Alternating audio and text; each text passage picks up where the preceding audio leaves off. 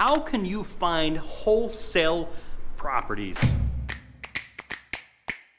All right, guys, we're going to talk all about wholesale properties. I really appreciate the question. Thank you for asking it. If you've got a question like this you'd like to have me answer, type it in the comments below and I'll create a video for you and all my other amazing YouTube subscribers. Thank you for being a subscriber. So how do you find wholesale properties? Are going to be very similar to how you're going to find a fix and flip property or even a rental property from my perspective. You see, finding wholesale properties really comes down to finding great deals.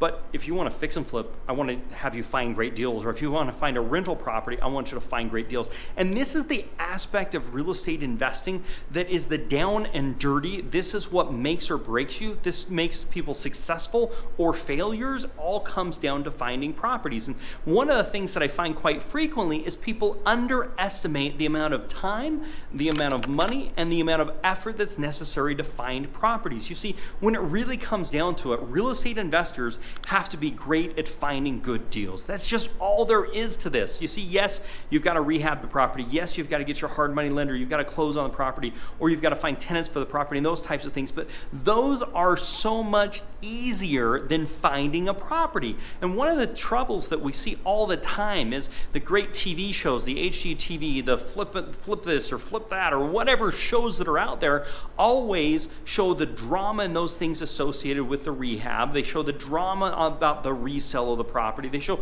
all those different types of things and the problems that happen. But what they don't show is the most difficult thing about real estate investing, and that is finding great deals. That's what makes you successful. See, on those shows, all of a sudden the phone rings, oh, we've got a deal for you. Fantastic, I'll take it. It makes it seem so easy because they want to get into the drama of everything else. But the reality is finding properties is everything, and that's where people lose their interest, is by finding properties. And the first thing is you've got to set some expectations here. It's going to take a lot of work. It's just going to. And your first one's the hardest, and the second one's a little easier, and the more you do it, the easier it gets. But it's going to take a lot of work, and you've got to be prepared for that. Now, when I talk about a lot of work, let me explain. One of the strategies that I like to use is called driving for dollars. With driving for dollars, you determine the area you want to be driving in. And the way you do that is by doing some zip code analysis. We have a software called Investor's Edge. You can do this by doing a lot of county data research. But what I want to find is where are the most amount of cash buyers in my area? And I want to sort that by zip code. So I'm basically saying where are the most amount of cash buyers, and I'm doing that by zip code, and that helps me understand where the most cash buyers are. Now, that means there's a lot of investments happening in that area. Based upon that, I determine which zip codes I want to work. And I start with one zip code, maybe two zip codes. I want to make sure it's relatively close to my house or my office. So when I want to go drive, I'm not spending a lot of time trying to get there, but I also want to make sure it's in a great area where there's going to be a lot of investment opportunity. So I do that. Then I drive around and I drive the streets. I keep track of every street I drive on. A software can really help with this. Our software can.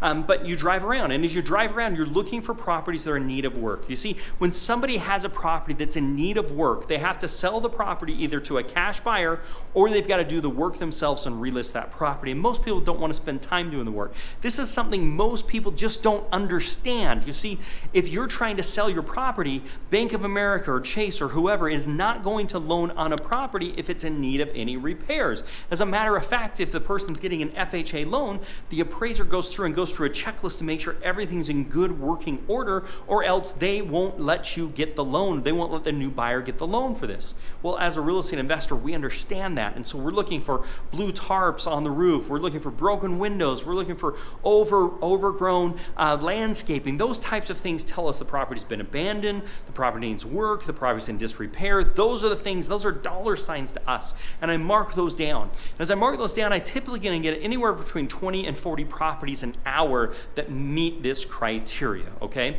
Every single hour I drive should be 20 to 40. And that's going to depend on your area. That's going to depend on the zip code, lots of things, but just to give you an idea. Then what I'm doing is I'm taking those and I'm doing a skip trace. A skip trace gives me cell phone numbers, gives me landlines. I'm typically going to get 3 to 5 numbers for each house that I'm going to skip trace. And I then call those people and say, hey, I was wondering if you have any interest in selling your property. And guess what? Most people are going to say no.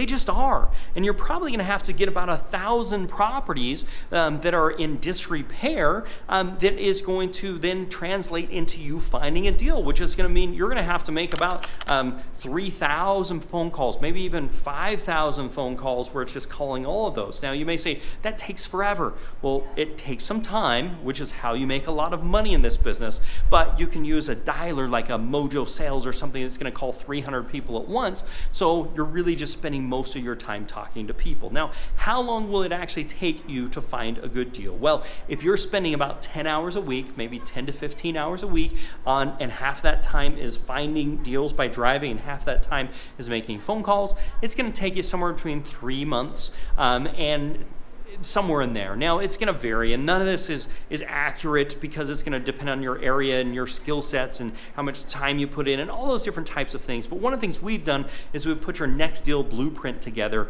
which basically is a roadmap of what you need to do each week to end up with a deal within a certain amount of time to help get you going in the right direction. Again, finding is everything, and finding these wholesale deals is everything. So you've got to put a plan together. And so what I believe in is reverse engineering success. And I'm going to tell you what that means, but first off, if you're liking this video, hit that thumbs up button to tell YouTube that this is a great video people should be watching. I really appreciate it. Okay guys, so reverse engineering success basically means you say, where do I want to end up? And if you haven't done a property yet, that should be your goal. I want to find one property. Okay, you want to find one property. So how many contracts do you need to get? Well, you probably need one contract, maybe need 2 contracts. To get a contract, you need so many appointments. So how many appointments do you need? Well, you probably need 4 to 6 appointments. So you want this many appointments. So the question is, how many leads are you going to need? How many prospects are you going to need?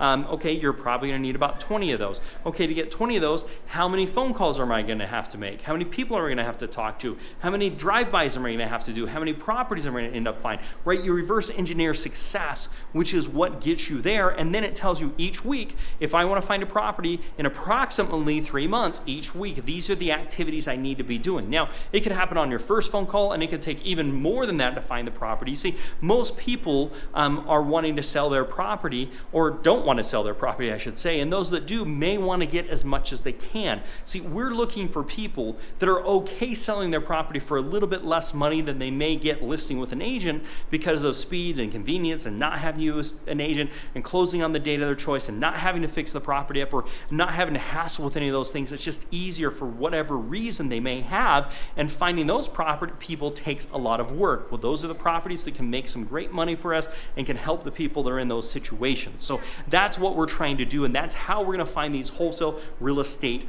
properties. Now, if you'd like to see a postcard template, which is another thing you can do to help your success is sending postcards out, especially if you don't have the time to call or you're scared to call or don't like that idea, I'll give you a copy of one of the postcard templates I like using. You can just text me your email address to 435-294-0433. I've also got a killer video on the 10 amazing strategies for finding properties. I'll link that up above so you can check that out, as well as a blog post on the 5 ways real estate investors use to find properties fast. So I'll put that in the description so you can check that out as well. And lastly, if you're not currently a subscriber, please consider becoming a subscriber. I would greatly appreciate it. Otherwise, have a wonderful day, and bye for now.